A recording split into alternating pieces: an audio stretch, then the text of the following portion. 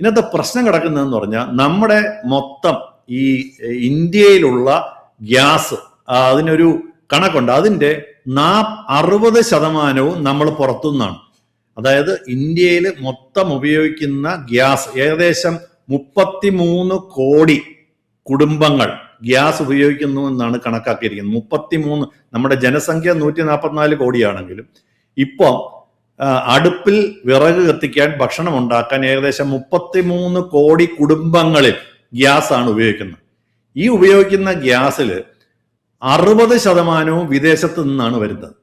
ഈ 60% വിദേശത്ത് നിന്നാണെന്ന് പറയുമ്പോൾ അതിൻ്റെ 90% വരുന്നത് ഈ ഇപ്പൊ യുദ്ധം നടക്കുന്ന ഖത്തർ, UAE രാജ്യങ്ങളിൽ നിന്നാണ്.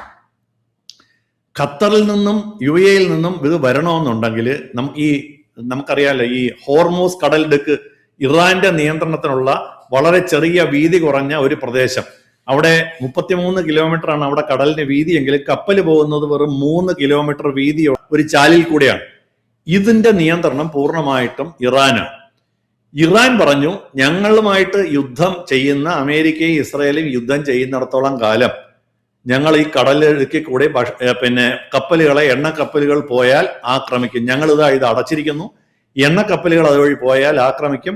അമേരിക്ക പറഞ്ഞു ഒരു പ്രശ്നമില്ല, ഞങ്ങളെല്ലാം ഓക്കെ ആക്കിയെന്ന് പറഞ്ഞിട്ടുണ്ടെങ്കിലും ഈ കഴിഞ്ഞ ദിവസവും 3 കപ്പലുകളെ അതുവഴി പോയി, 3 കപ്പലുകളെ ആക്രമിച്ചു, അവയ്ക്ക് തീ പിടിച്ചു.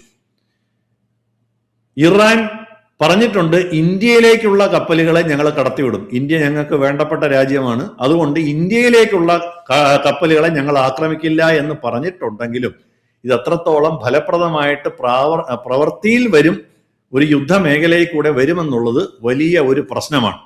അപ്പൊ ഇതൊക്കെയാണ് അതിന്റെ തൽക്കാലത്തെ ഏറ്റവും പ്രശ്നം. ഇനിയിപ്പോ കേരളത്തിൽ ഇപ്പൊ എന്താ സംഭവിച്ചിരിക്കുന്നത്? അപ്പൊ അതുകൊണ്ട് തൽക്കാലത്ത് നമ്മുടെ രാജ്യത്ത് ഗ്യാസിന് ഷോർട്ടേജ് ഉണ്ട്.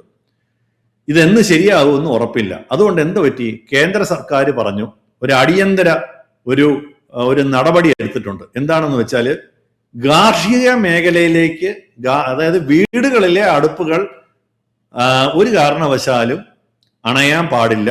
അതുകൊണ്ട് അവയ്ക്ക് നിയന്ത്രണമില്ല. സപ്ലൈക്കാണ് നിയന്ത്രണമില്ലാത്തത്. ബുക്കിങ്ങിന് നിയന്ത്രണം കൊണ്ടുവന്നു. അതായത് ആളുകൾ തോന്നും പോലെ ഉപയോഗിക്കാതിരിക്കാൻ വേണ്ടി 25 ദിവസം, നഗരങ്ങളിൽ ഇപ്പോൾ അത് 25 ദിവസവും, ഗ്രാമപ്രദേശങ്ങളിൽ ഇന്നലെ മുതൽ അത് 45 ദിവസമാണ്. എന്തുകൊണ്ടാണ് ഗ്രാമങ്ങളിൽ വേറെ സോഴ്സ് ഉണ്ട്. കൂടുതൽ വാർത്തകളും വിശേഷങ്ങളും നിങ്ങളിലേക്ക് എത്താൻ ABC മലയാളം സബ്സ്ക്രൈബ് ചെയ്യുക, ബെൽ ബട്ടണും അമർത്തുക.